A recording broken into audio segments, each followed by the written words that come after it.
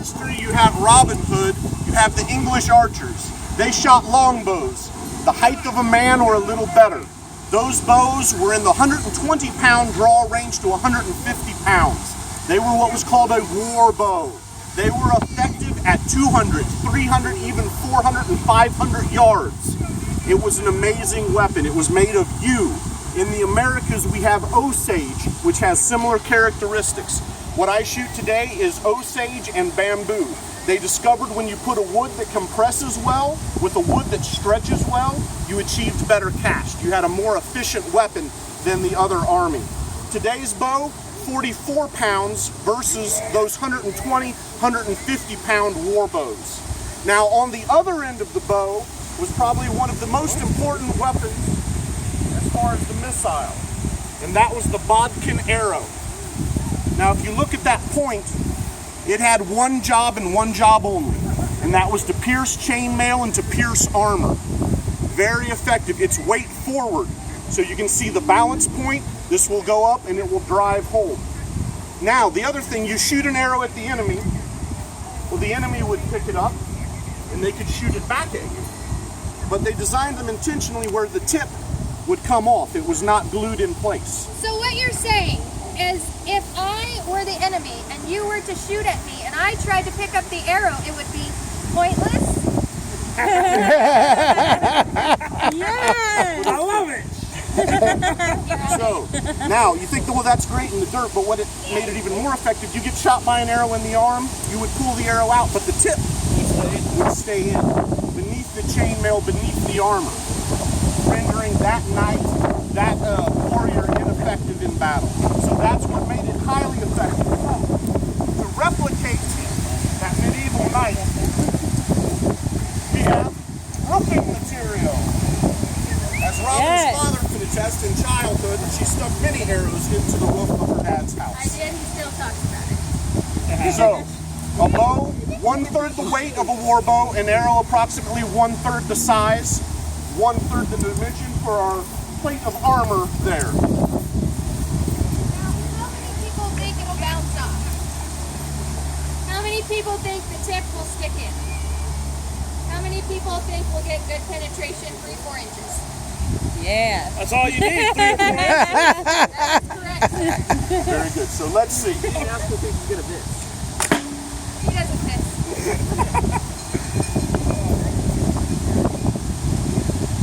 Wow. That warrior is out of the battle. Yeah. So, a highly effective weapon, but there's a lot of war history, and from past experience, I know that that arrow is staying in there till after the show. Of course. So, there was a gentleman, one of the renowned archers, William Tell.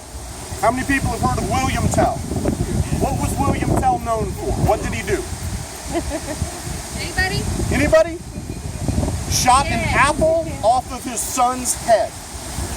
Now, I think I'm just going to hold on to this. just keep it close. Henrietta was our last assistant. It happened.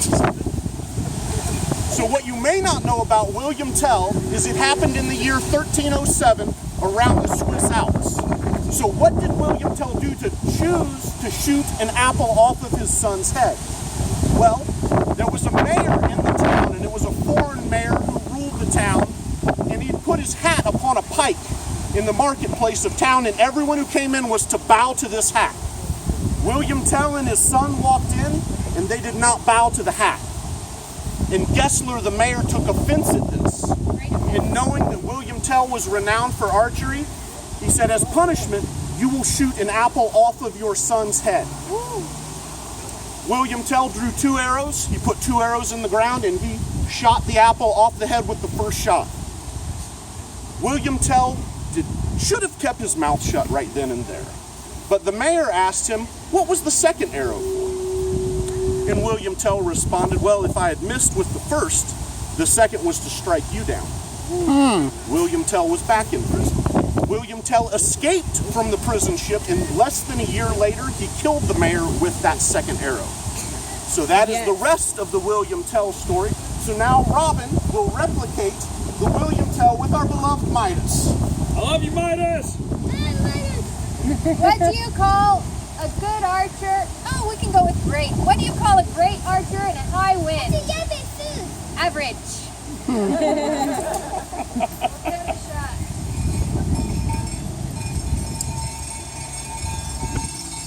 He looks nervous. He does. He looks a little shaky. He gets shaky, you get shaky. It's a bad trip.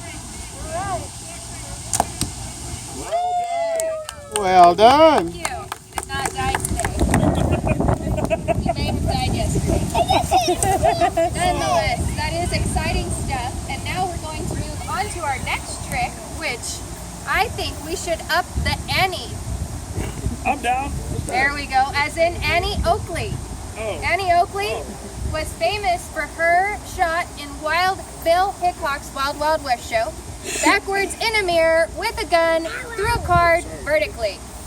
Of course, the feet per second of a projectile coming out of a gun is way, way faster than the projectile speed of an arrow coming out of a bow, so this is extra challenging. And how are we feeling about this shot today, Hood? Fairly confident. Fairly confident. Well then, he has about, we've gone up from We've 60 gone up. to about a 70% success rate with this shot, so wish him I luck. haven't missed in a while. That's good. Not that I won't. It's that I haven't yet. Today could be the day. That could be the day. Yes. The wind did just pick up, didn't it? Good. We're going to give it every effort. Give it a go, Hood. Hold on, watch. Woo! Well done. Impressive. Now we do have a game going between us. I'm sure you absolutely understand. We're extremely competitive. We do this for a living, so we also hunt and compete in longbow competitions across the United States and the world together. So in order to make this kind of more along our personal lines, we're going to tell you about our competition. If you have a significant other, if you've been in a relationship, married, boyfriend, girlfriend, whatever floats your boat, you may have had little things where you're competitive with that person. Maybe it was a card game, maybe something where you just wanted to one-up each other. And so that's what we have here, is a little bit of one-upmanship. So we will take 3 arrows, and we will each shoot 1 arrow from a different position randomly, and it's going to be closest to the center. So, would you like to start? Yes, I suppose we could do that. I thought we were doing the ramp shot, but Very good. I thought we had changed it. okay, we changed it. I think we should change it back. I think this is a bunch of shenanigans. I say wing it. Wing it. wing He it. says wing it. Wing And I it. think we should go to probably the hardest shot in archery, What is that? the ramped shot. Oh, the apple on my head? Let's do it. Right. It is game. Obviously, there's a beer tent close, and they've got great products. So the competition between us I was referring to is the one where if either of us miss during the show, the other one gets a point. That's our That works. yes. Hold on, Jay. So Robyn will shoot an arrow into the white ramp. It will hit the red balloon on the ramp and then pass into the balloon on the target.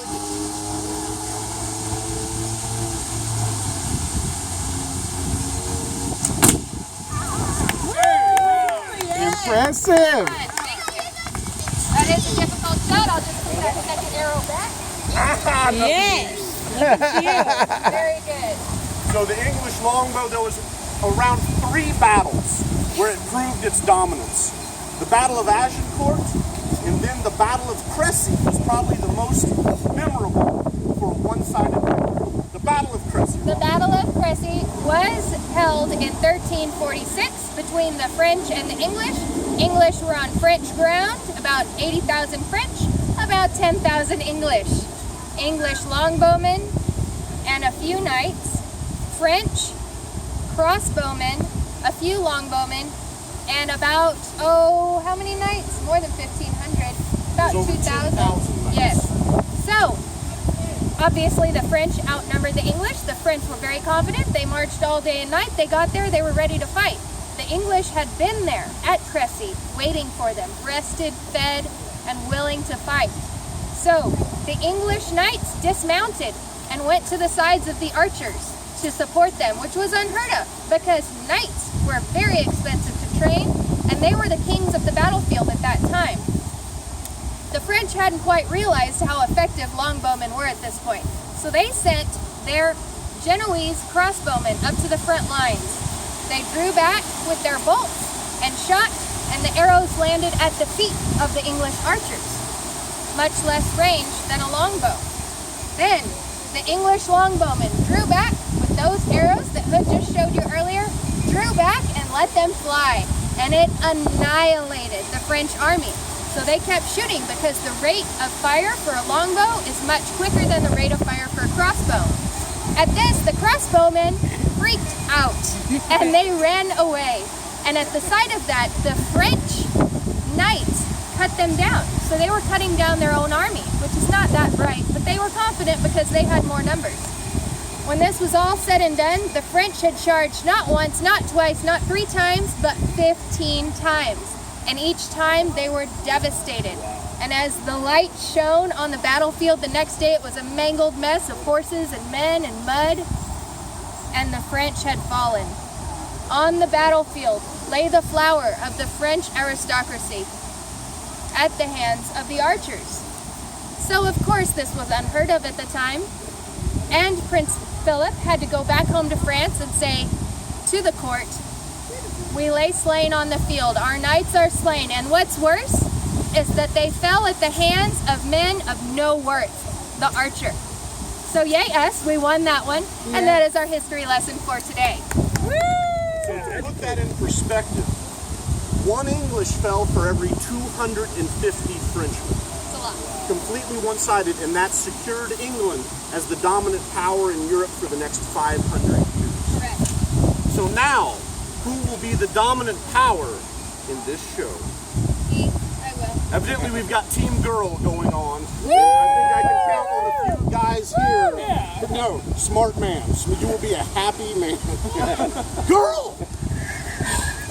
It was hidden in the cloak. The beauty. The beauty. was masked. Yes. That's how we do. We are going to shoot 3 arrows. We are. You go first. Closest to center. We'll Yeah. start easy. Yeah. Go back from there. Beauty before skill.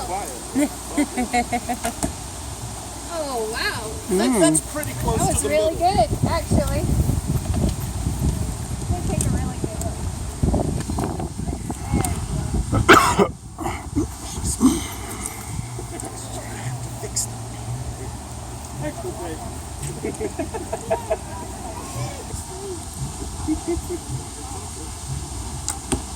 Ooh, in the center ring. Oh. Oh, that's right there on the So I'll line. take a chair beside my new friend. Oh, well, nice to meet you. Not you. Oh, not me. Oh, you two. So a nice setting shot. Nice. Oh, very nice. Oh, just high. Just a little too high. That's always a problem.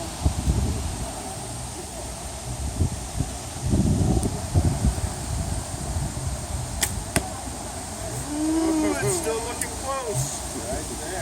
Final shot. Anything you can do, I can do. I thought we do a rainbow shot. Rainbow shot. We will shoot through our booth that happens to contain bows, arrows, archery supply, and honey.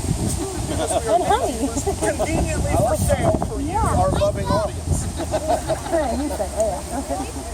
Through the tent. Yes. Hey, Oh, look at that. That's pretty good. You got this.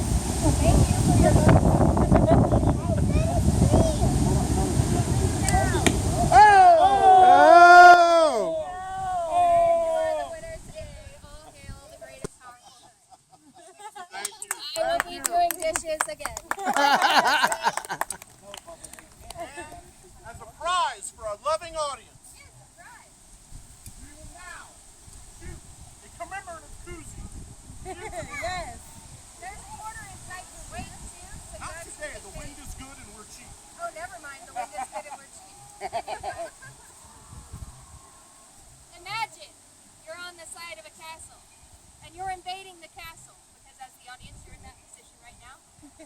And they load up their catapult, not with a koozie, with a giant flaming rock, and they launch it at you. This is the scene we are in now, but whoever catches the koozie actually gets to keep it and take it home and drink out of it and not be obliterated into a fiery mess. So that's the upside. I say we just get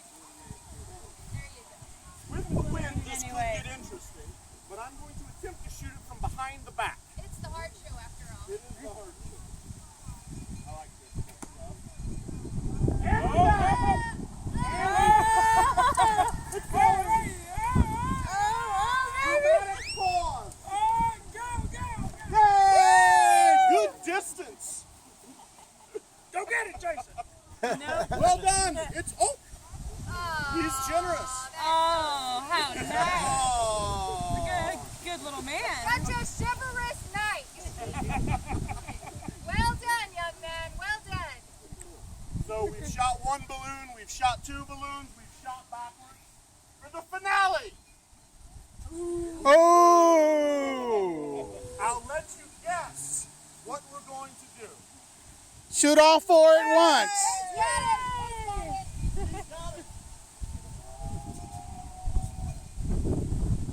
Well, we're gonna try. The wind is picking On up. a day like this, does it take you guys, not Just so you guys can appreciate, you it takes you a while. down the balloons as they roll. Always have to pay attention to windage. I use 5-inch fletch, so it catches wind. The fletch actually helps to stabilize the arrow. This gentleman was just asking how the wind plays into everything. The fletch helps to stabilize the arrow. I like a 5-inch fletch because it really helps to stabilize the arrow, slows it down a bit, but I feel like I'm accurate enough that that's okay. I know that sounds conceited, but that's just my formula. But on a day like today, the wind does catch these fletch. So if you see the arrow do a little whoop-de-doo right before it hits the target, that's what's happening. Hold on. You gotta let her focus. She's gonna hit all those balloons. Here. Sit right here. There you go. Watch her get off.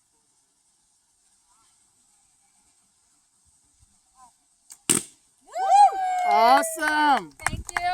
You never know what's going to happen with the Kansas wind. Sometimes they do somersaults, all sorts of fun stuff. We so loved having you guys here today. You have definitely been the best audience we have had all weekend, and it's wonderful, beautiful Kansas weather now, of course. We hope you guys take something away from the show. Maybe a new love for archery. Maybe you're going to go home and watch Robin Hood with the kids again. But we encourage you to get into archery. It doesn't have an age. You're not going to age out of this sport. It's there from the time you're a youth to the time you're old in age. So we too hope to take something away from the show in the form of small green promissory notes issued by the United States government. So we thank you. I'm Robin. I am the Hood. We are Robin and the Hood, and this has been The Longbow Show. Enjoy the rest of your day. If you have any questions, come on up and feel free